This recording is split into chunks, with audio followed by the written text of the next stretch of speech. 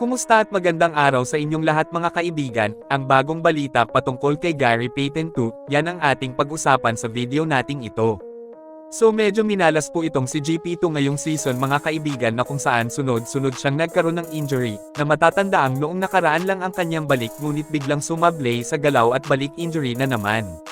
Pero yun nga alam nating pareho lahat na yan ay parte kumbaga package para sa isang atlete, hirap yang iwasan kusang dumadating na lang isa sa dahilan na alam nating mag-allow si Payton maglaro, unlike sa ibang player matinding halimbawa si Kevon Looney kaya di gaanong nagkakaroon ng injury ay nandahil slow mo ang galawan. Ngayon tungkol sa bagong balita kay GP2 ay ginulat po tayong lahat ng The Young Glove mga kaibigan, sa viral video niya ngayon na todo workout na, pansing nasa magandang kondisyon na siya. Isang napakagandang balita po ito para sa mga solidong fans ng Golden State Warriors. Aasahang babawi si Gary sa kanyang pagbabalik, ito at panoorin po natin ang latest workout niya na ikinagulat ng maraming NBA fans.